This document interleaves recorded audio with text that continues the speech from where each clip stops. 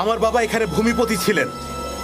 আমি যা করছি কুরাইশদের ভালোর জন্যই। যতক্ষণ পর্যন্ত পানি না পাবো ততক্ষণ পর্যন্ত খুঁড়তে থাকবো, আর তারপর এই গুপ্তধনগুলো নিয়ে কাবাতে যাব।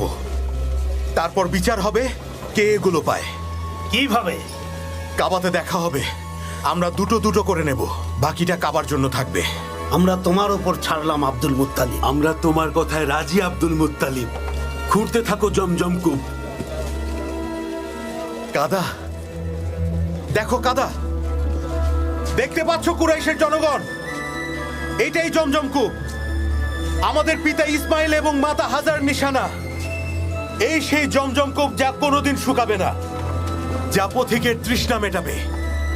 এই মক্কার প্রধান আব্দুল মুত্তালিব, তোমার উন্নতি হোক।